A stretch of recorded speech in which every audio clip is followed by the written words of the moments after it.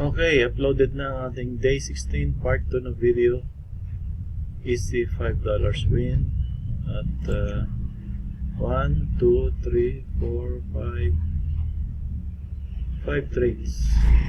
Amazing. 5 trades lang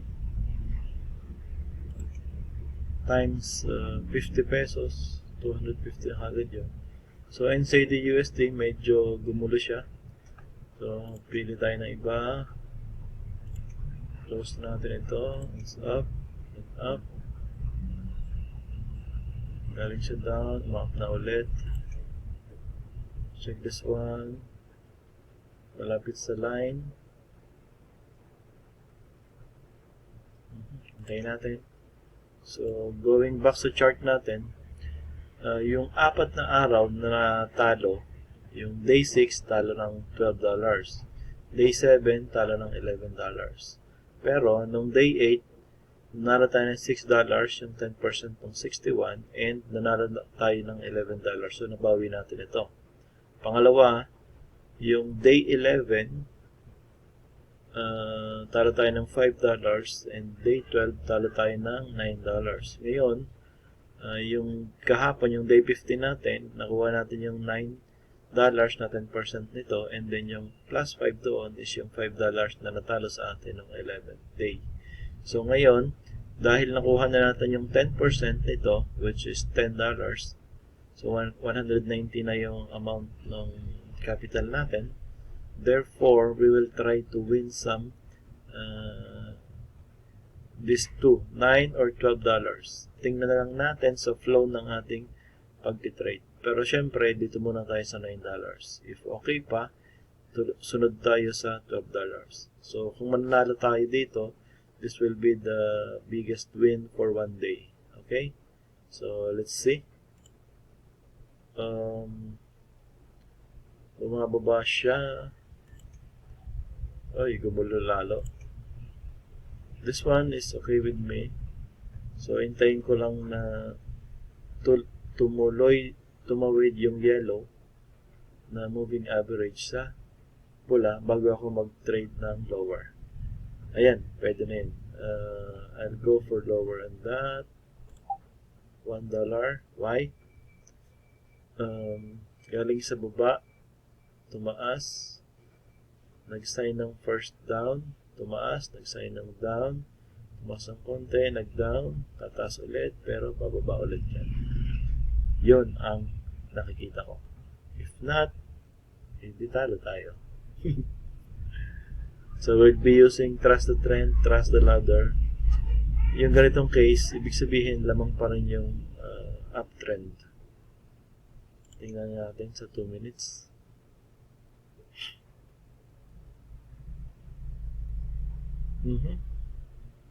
May pag-asa pa sana ako. Okay. Mas lamang ang talo. Therefore,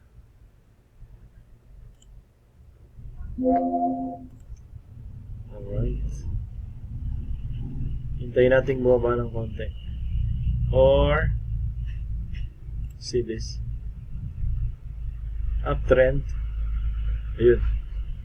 Baba ng konti, ibig sabihin tataas ulit siya.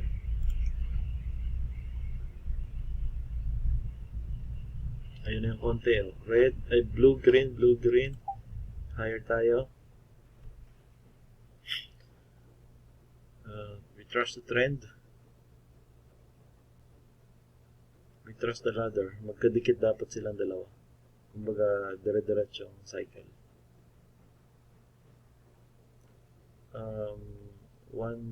Ano nga ba? 119, so plus 9. 9 muna yung i-ano natin, i-goal na i-win. Alright, balik tayo sa 1. Up pa rin tayo. 15 minutes. Ayan, 119 yung capital natin. So, plus 9 is 128. So, eyes on the target. Again, day 1, nag-start tayo ay $50. And yung limit loss natin nung una, wala tayong iniset. So, madami tayong trades nung una. Medyo gigil bumawi. Pero we are using ladder success of methodology. Yung 138. So, after few many days, nakapag 2 or 3 days, nakapag-set tayo ng limit loss na dapat pag natala tayo ng 138, stop na. Bukas na ulit. Kumbaga, accept your defeat. And today, we are applying that. Alright. Tingin muna tayo. Baka biglang dumiretso. So, ganun pa rin bago maubos ito. Pag nag-signal ng blue and green, higher tayo. Oh, sayang. Layo ng tinakbo bigla. Ang sakit nito, baka abutin tayo ng pagbaba. So, huwag muna tayo mag-trade. But if I put my trade right after the result ng higher, ayun parang sana kasi dito yun.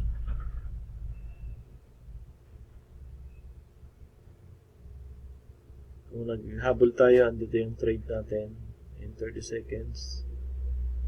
So, 5 candles, 6 candles, 5, 10, 15, 20, 25, 30. Panalo pa rin sana. Ganun talaga.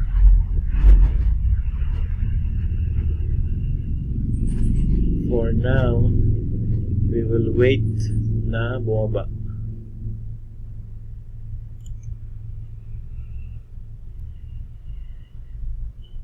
Ayan. Bumaba na siya. Tapos, papapulay siya ng paakyat. Saka natin sasabayan ng higher. Blue and green. Blue and green. Last one. Ay, hindi na umabot sa oras. Ayan. Ito, yung 2 laps, yung ladder natin, hindi na masyadong useful. Pero, still, we will continue kasi second ladder pa lang naman siya. Ito yun, yung hinihintay natin. Blue and green. Blue and green. And then we place the trade here. And it will go up. For this, we will try to place the order higher. And hope na didiretso pang pataas. Why higher pa rin? Nakabuka pa naman itong dalawang moving averages na red. So, mataas pa rin yung chance na didiretso sa umakyat. Again, this is binary Euro USD. Pag same spot yung trade mo, tabla, walang matatalo. Pag digital, talo ka. Bumaba po siya. I did anticipate that, pero mas in-anticipate ko na akit pa siya. Ayun Stay right there.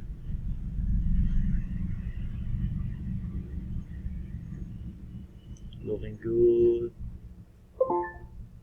Oh, that's it. So, $1. Silip muna tayo ulit sa 2 minutes.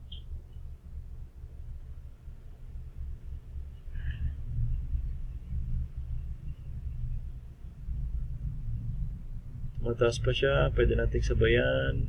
Big candles, isa pa higher.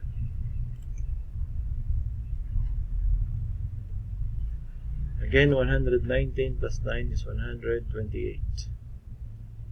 Konti na lang, ma-achieve natin yan.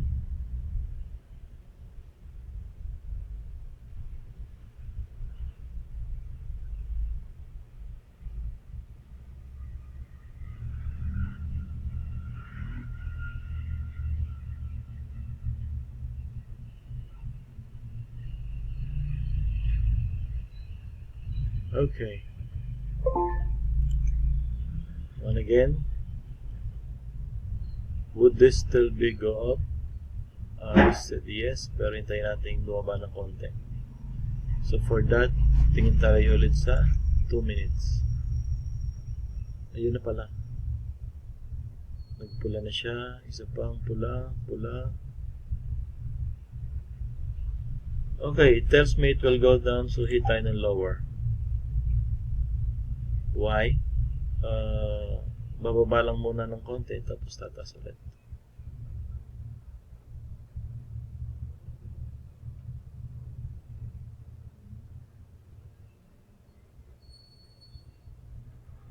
Yung konti na yon, huwag lang aabutin dito. Ayan. Kakasabi ko lang. Come on, baby. Down, down. Ayaw. Late tide there. We go high. Going back. Ito, hindi natin inabutan yung itong pagbaba na yan.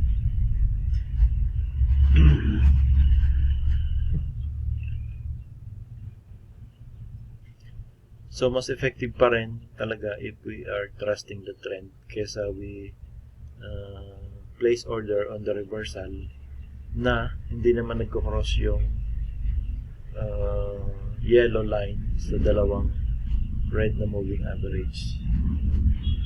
Diba? Based on my experience, really, ganoon talaga. Ito, pwede mong mga timingin talaga itong mga ganito. Kaya lang, mas effective pa rin kapag trust the trend. So, yung reversal kasi is crossing the line ng red, yung yellow. Okay, 2 trades more. Isa pa tayong higher. Kasi bumaba na siya ng konti dito. Tapos, pwede siyang bumaba ulit, pero sa 1 minute, pwedeng bumaba, tapos babalik ulit. Ayan. 11 minutes.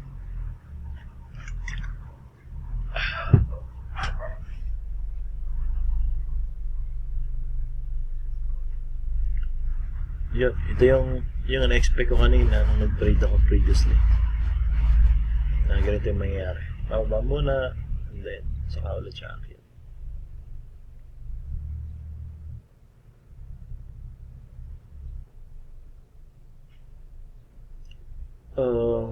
Candles are bigger, therefore signal nito ibig sabihin didiretso siyang bumaba.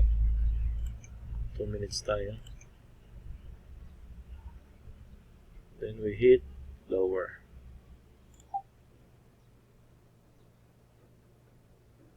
Oy, who can say may mali tayong nagawa doon sa part na yun? Please comment below kung ano ang nakita nyo or napansin nyo na mali. May nakita akong mali. I'm sure it's a mistake. And if you are really watching, masasabi nyo rin na mali nga.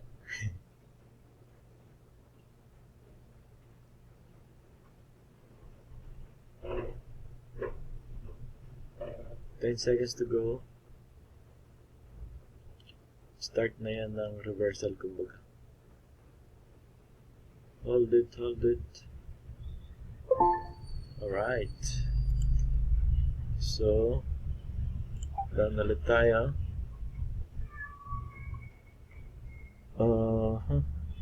Tapos na sana tayo. Nakita nyo ba kung ano yung mali? Every time na yung yellow ay lumalapit sa red at para bang magko-cross siya o hindi, ang tawag ko dyan, judgment line. So ikaw ang mag-judge yan. Yan lang yung call mo na gawin kung magpalit ka ng trade, kung from, katulad na tayo, example, higher man to lower. Judgment line yan for me. I think that's it. That's all for today. Hindi na natin makuha yung $9. Maximize naman natin yung time ng video. Almost. Alright.